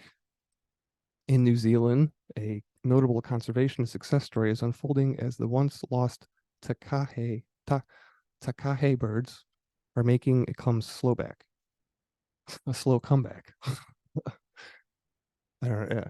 These birds among the rarest in the world have been declared extinct back in 1898. Their numbers have been severely reduced due to the introduction of animals like cats, ferrets, and rats by European settlers. However, in 1948, they were rediscovered, and since then, their population has been steadily increasing. So I guess since 1948, they've been around. So this isn't a completely new species just rediscovered, but yeah, it's certainly a very interesting looking bird. It kind of looks like a giant, like a dinosaur, like a dinosaurs they had feathers apparently, and this is it's not like ferocious looking or anything. Kind of reminds me of a dodo bird, but yeah. Yeah, I saw a story on that too, and it was more that one linking it to the introduction of cats and rats. I was the story I was coming at it from more of the hunting sphere, and apparently when colonists started landing there, those birds are also delicious, and since flightless, pretty easy to harvest. Tasty takahe birds. Takahe shish kebabs. Yeah, it doesn't seem like they would be that hard to catch. Well, and there's no, predators, natural predators in New Zealand, so they didn't have anything chasing them around. That's it. It does kind of point out that you can, we, I guess, as humans, can really manipulate the ecosystem pretty quickly. because it didn't take that long for that bird to almost blink out of existence, right? Right. Adam, you had did you want to mention this new website? Is this what this is? The new website put together by the Pentagon for UAP phenomena? Is that what this is? AARO.mil. Adam, you're muted. I don't know if you know that. I don't know if you had shared Yeah, some. I've been talking on mute, so Okay. sorry about that. No, go ahead. Yeah, the first thing to look at there is the Twitter. Here, going back a few weeks, really started to make the rounds, and it makes sense. It was actually over the last month. If you go to the All Domain Anomaly Resolutions Office, after the government said, "Look, you've got to do an investigation," they said we're going to be open to the public. So on July 20th, 2022, they made their first and their only tweet. And it says, "Welcome to the official Twitter account for the All Domain Anomaly Resolution Office. Through this channel, we will provide updates and information relative to our examinations of unidentified anomalous phenomena across space, air, and maritime domains," to which they've replied, posted nothing. However, they did just put up a website. It's aaro.mil.mil, military website, in which they have put up a whole bunch of information. It's all old information, so you're not going to find anything new, but it is a good curated selection of information for some things on there. I haven't had a chance to dive in, mostly just because I'm pretty well versed, and I know what they're telling me anyways already. So, but it is interesting that that is going forward. And at the same time, the head, I forget his name, but the person who Sean Kirkpatrick answered to, who was the head of, currently is still the head of Arrow, has been dismissed. He is no longer in that position, and they've moved somebody else to be answering, or for Arrow to answer to. I'm still convinced that it is just like all the other investigations that have happened in the 70s and the 50s. It's going to just get, shoveled under and made to be impossible to get to. Having said that, that doesn't mean I don't think information's coming out, because within the last day, it's been, I shouldn't say confirmed. There's journalists now confirming that aside from David Grush, there are multiple other witnesses that have circumvented going directly to Arrow and have filed for whistleblower protection, just like David Grush has. And it's postulated that some of these people say that they were in access programs with direct access to craft and technology. So I'm excited that we probably won't get to see all the goodies, but the stories are going to come out. So do you think that this website is meant to like siphon off whistleblowers that would have gone? Well, it's a representation of all the information that they've been presenting so far. And, just if you look, I forget how many cases it is. They said, we've solved all these. It's like, yeah, but you've got over 800 cases that you didn't. Project Blue Book, after all the whitewashing, still had over 700 cases in which were considered to be anomalous. And so many of those cases were washed from the records to begin with, that, yeah, I don't know.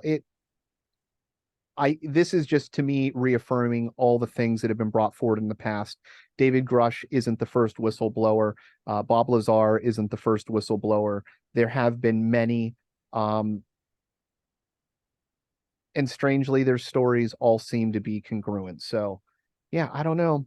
I think this is a real active thing, a secret that has gone on so long that either because the secret is too disturbing to let out, or agreements or things have been made that are incongruent with something you and I would agree to if we knew what it was. And that's been hinted at by Grush in some internal emails that were related, that there were agreements made, and or sometimes if you get caught telling a secret for so long that if people find out that they've been lied to on this at such a massive level, and with everything that's going on politically, that you would lose the complete trust of the nation, which is already hanging on by a thread. And I mean, that something like that could provide true change. Not in a good way, a destabilizing change, but sometimes you got to burn the forest down to be healthy again. Yeah, there's the amount of people coming forward now is, I mean, I think that has always been not staggering, I guess staggering. Okay, so the whole reason it's been ridiculed publicly. It's been made to be a giggle factor that's been purposefully done to obscure it, to make it so that it's something that you're not comfortable talking about. But all you have to do is just look at the records of NICAP, look at the records of MUFON, just look at the literature on all the stories that have been told out there. We're talking about, hundreds of thousands of stories that correlate with experiences that go back into religious texts, religious paintings, cave paintings. Like, it has been ridiculed to such a degree that think about it this way, Bill, in the 50s, like there was a UFO flap, it was a huge thing. It was the biggest thing in the news in the 40s. When the term flying saucers is coined, there's inquiries in the 50s and 60s, then in the 70s, then in the 90s, we've got them in the 2000s. This is something that people do take seriously, that people always have had experiences with. And so it seems, if you're not paying attention to the field, it seems like it's underreported. But up until recently with social media, you had to listen to the big three news networks, the big newspapers, and that stuff was stuffed. Editors wouldn't look at it. It was considered to be crazy.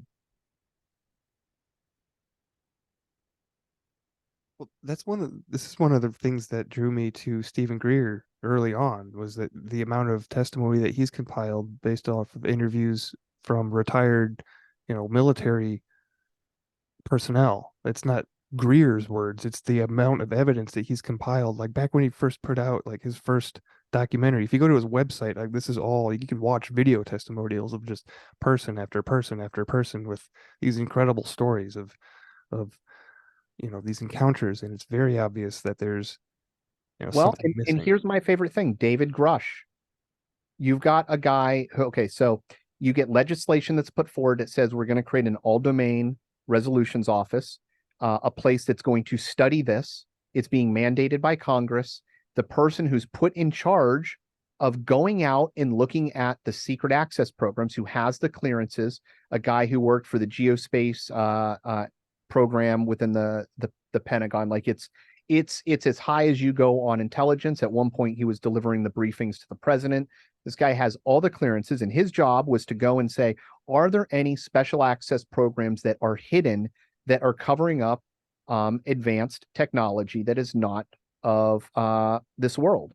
And he went out, looked, spoke with over 40 people, and came back emphatically and said, absolutely, I have gone out. I've done what I was supposed to do. I found evidence that these programs exist, that they are being hidden. I've been told not to go any further. And then after this, he starts facing reprisals, having his clearances pulled, things that they are currently in legal action with, because he is an actual whistleblower.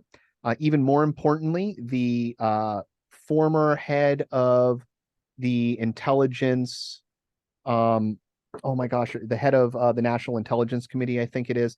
Anyways, it's the guy who makes sure that that like the CIA is in check, that you're doing what you're supposed to. He acts as like a liaison. He was in that position.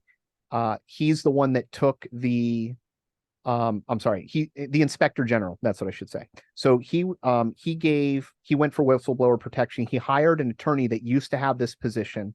That attorney went ahead and forwarded it to the office. They said that this is a credible threat, that we verified his information. We've spoken with other witnesses that he has identified, and we find that this is credible and imminent. So he's then reinstated all of his clearances, all the reprisal stuff. It's given back to him. He's put back on duty. That guy left that position at that lawyer firm and is now personally representing David Grush in this entire thing. And so, yeah, there's some major things going on behind the scenes, but for people who will poo-poo David Grush, he is a whistleblower that was put in a position to do a job and says, I found something and it's not being reported, and I've tried to report it, and I've reported it to Arrow, I've reported it to Kirkpatrick himself, and this information is not being acted upon. And that's why he went for whistleblower protection status. So from there, if we start to get the actual witnesses, the people directly involved in the access programs, whether you believe Bob Lazar or not, we start getting more and more credible names coming forward. There's a precedent where there could be an avalanche within this field. And I mean, it would be amazing. It's dumb to say, but just because you know something, just because you know all this stuff exists, once the populace knows, I mean, we are powerful when we put our minds to things. You know, if we put our minds to this type of technology, what it says, if we can look at it instead of focused on all the technologies that we are now, I don't know. I think it's going to be amazing. It will be. And especially like how you said that we're very powerful when we put our minds to things, because that is a perfect jumping spot to enter into the sword segment. And like I mentioned before, we're going to get to the Sabbath, which is something that we've been trying to do for the last few weeks. But now that everybody is here, that can be anyway, I thought it would be a good time to talk about this. And so this reading is, I'm going to say, about 2.5 pages. So it's not front and back, right? So page is front, one page would be front and back. So we've got 2 of those plus a half. Oops, sorry. Just knocking things all over the place tonight.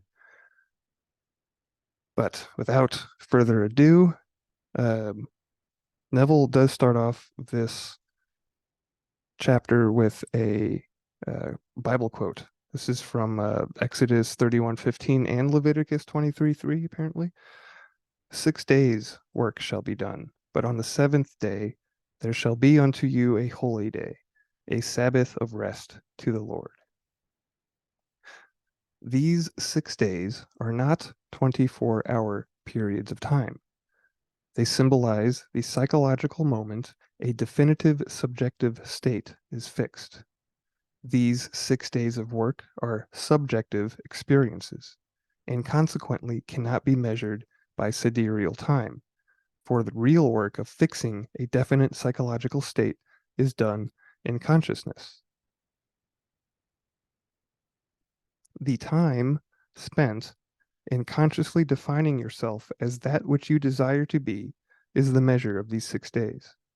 A change of consciousness is done in these 6 creative days, a psychological adjustment, which is measured not by sidereal time, but by actual subjective accomplishment. Just as in life, just as a life in retrospect is measured not by years, but by the content of those years, so too is the psychological interval measured, not by the time spent in making the adjustment, but by the accomplishment of that interval. The true meaning of the 6 days of work, creation, is revealed in the mystery of the vow, which is the 6th letter in the Hebrew alphabet, and the 3rd letter in the divine name, Yod-He, Vav-He, as previously explained in the mystery of the name of Jehovah, which we have not covered yet on this show, by the way. Vow means to nail or join. It's V-A-U, by the way. I'm saying that correctly. Va. The creator is joined to his creation through feeling, and the time that it takes you to fix a definite feeling is the true measure of these 6 days of creation. mentally separating yourself from the objective world and attaching yourself through the secret of feeling to the subjective state is the function of the sixth letter of the Hebrew alphabet, thou, or the 6 days of work.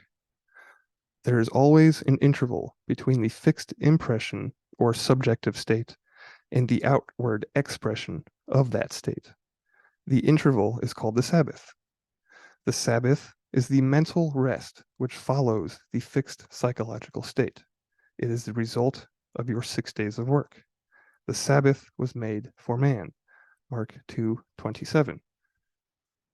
This mental rest, which follows a successful conscious impregnation, is the period of mental pregnancy, a period which is made for the purpose of incubating the manifestation. It was made for the manifestation. The manifestation was not made for it. Automatically, you keep the Sabbath a day of rest, a period of mental rest, if you succeed in accomplishing your 6 days of work. There can be no Sabbath, no seventh day, no period of mental rest until the 6 days are over, until the psychological adjustment is accomplished and the mental impression is fully made.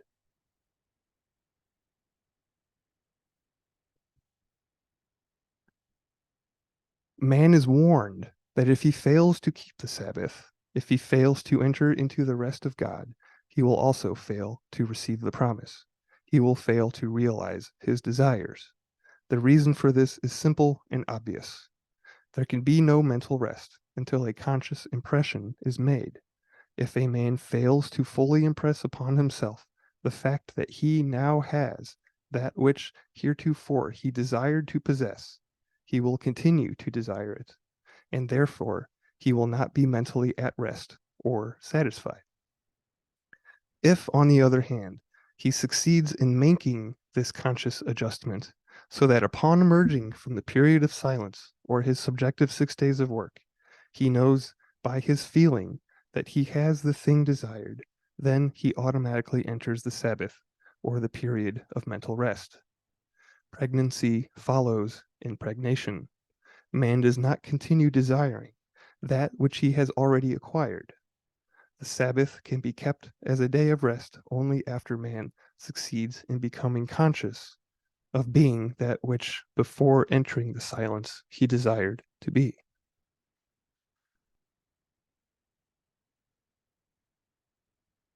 The Sabbath is the rest of, the Sabbath is the result of the 6 days of work.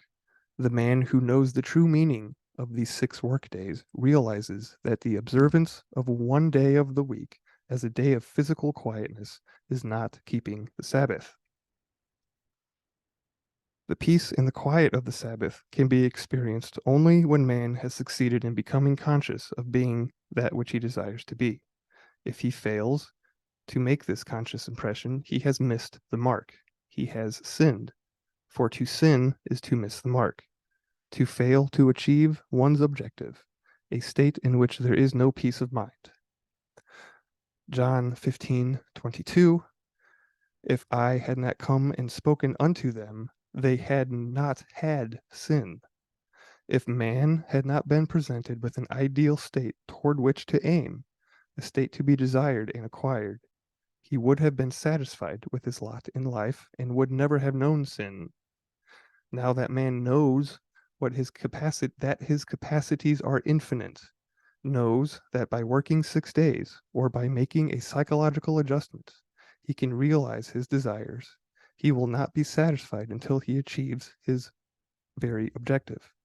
He will, with the true knowledge of these 6 work days, define his objective and set out becoming conscious of being it. When his conscious impression is made, it is automatically followed by a period of mental rest, a period the mystic calls the Sabbath, an interval in which the conscious impression will be gestated and physically expressed. The word will be made flesh. But that is not the end. The Sabbath, or rest, which will be broken by the embodiment of the idea, will sooner or later give way to another 6 days of work, as man defines another objective and begins anew the act of defining himself as that which he desires to be.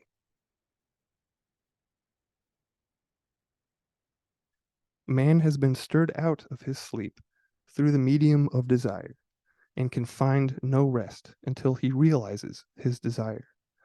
But before he can enter into the rest of God or keep the Sabbath, before he can walk unafraid and at peace, he must become a good spiritual marksman and learn the secret of hitting the mark or working 6 days, the secret by which he lets go of the objective state and adjusts himself to the subjective state.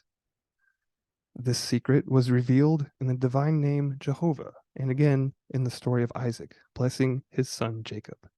If man will apply the formula, as it is revealed in these Bible dramas, he will hit a spiritual bullseye every time, for he will know that the mental rest, or Sabbath, is entered only as he succeeds in making a psychological adjustment. I'm adjusting my microphone.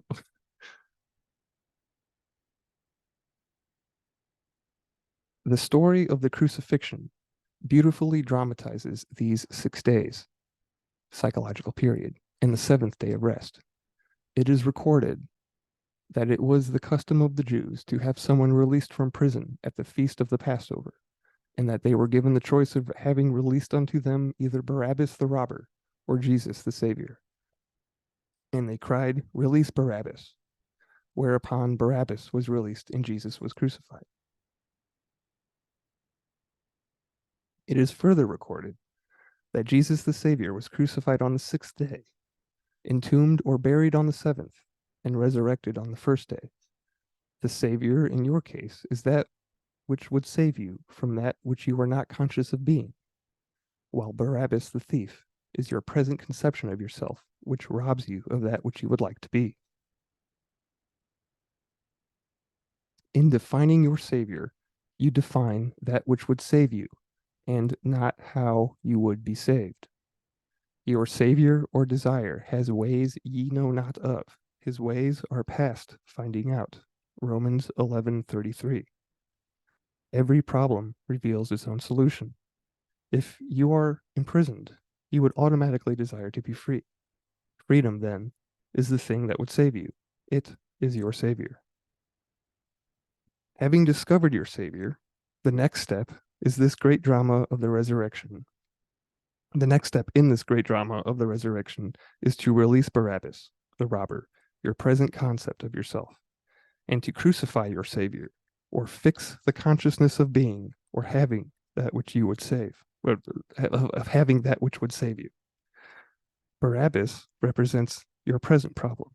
Your Savior is that which would free you from this problem. You release Barabbas by taking your attention away from your problem, away from your sense of limitation, for it robs you of the freedom that you seek. And you crucify your Savior by fixing a definite psychological state, by feeling that you are free from the limitation of the past. You deny the evidence of the senses and begin to feel subjectively the joy of being free. You feel the state of freedom to be so real that you cry out, "I am free. It is finished."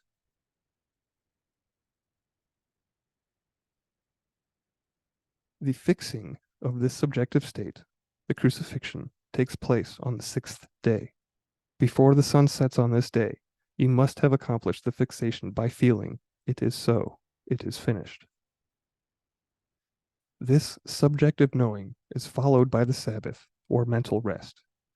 You will be as one buried or entombed, for you will know that no matter how mountainous the barriers, how impassable the walls appear to be, your crucified and buried Savior, your present subjective fixation, will resurrect himself. By keeping the Sabbath a period of mental rest, by assuming the attitude of mind that would be yours if you were already visibly expressing this freedom, you will receive the promise of the Lord, for the Word will be made flesh.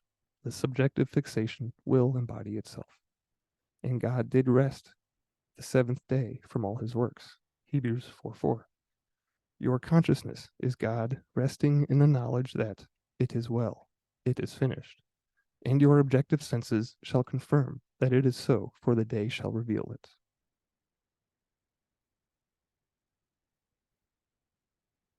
And that is the Sabbath, according to Neville Goddard, written in 1942.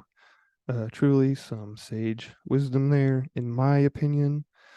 One of the things that did pop out to me as I was reading this is the Bible verse, Romans 11:33. Your Savior or desire has ways ye know not of. His ways are past finding out. So this to me is comforting because it says that you don't have to worry about the details. You don't have to worry about the how or when it's going to happen. Oh, yeah, the when is in your control, right? But the how, not so much, because that's not the important part. The important part is defining your objective. So taking the stress out of how that's going to manifest itself is freeing because you don't have to worry about the details, right? So it's also reminiscent of Vadum Zealand in reality transurfing, in that you don't he doesn't really give you steps on the in between, right? But he definitely tells you how to get from point A to point B. But the steps in between point A and point B aren't really our concern. So that was just another read that I was able to connect to some of the other past books that I read. So what did you guys think? Yeah, it makes sense. Good luck fighting the ocean. You ain't getting through that current unless you swim with it, and you can't predict it. So, yeah. But we can choose where we want to go, though, right? Oh, absolutely. Yeah, but your destination, you know, you're going. How you're going to get there, man, you just got to keep swimming towards the place you need to go. And if the current is fighting you, you got to find another way. And I did think that his breakdown of the name of Jehovah was interesting. You know, I've heard of a lot of different uh, takes on that, and I'm certainly not an expert on the Hebrew language. I find the correspondences to the tarot deck tenuous at best, speaking of the Hebrew alphabet. But yeah, that's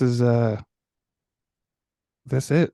Ben, did you have any comments on El Sabbath? Is that not? It's probably not what.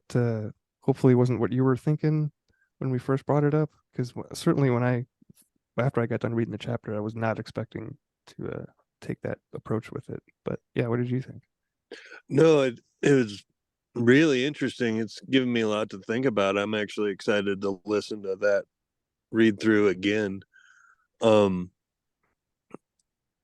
yeah, I'm gonna have to sit with that for a while. It's actually a new concept, not new, but you know, a new look on that concept. So, um, appreciate you bringing that to light. Absolutely, different perspectives all help in moving us along the path of enlightenment. Um, yeah, the I also it tickles me that he just comes out and just flat out says that it has nothing to do with sidereal time. And I know that'll probably grind the gears of some of the more traditional religious folk out there. But I don't know, this one makes a lot more sense to me than, you know, keeping track of 6 days in a row and then doing absolutely nothing on the seventh. But that's just me. If you feel differently, you can email me at chrononautbill@mail.com. No. But yeah, please do share the show, rate the show if you found this at all inspirational, if it has helped you through your day, or just found some breadcrumbs throughout the episode. Please do share it and help spread the love however you can. I will also mention that the scalar energy session for next week, which you can find at mysticalwares.com, is going to be on digestion and gut health. And the page on mysticalwares.com, you just go to the menu, scroll down and click scalar energy. There's a little breakdown on that page of what exactly scalar energy is, if you're not familiar with it. But this is the frequencies that Derek uses in his machine are all based off of the work of Royal Raymond Rife. So definitely some cool technology being offered for free, right? All you have to do is put your name in the hat, so to speak. So please go and check that out at mysticalwares.com.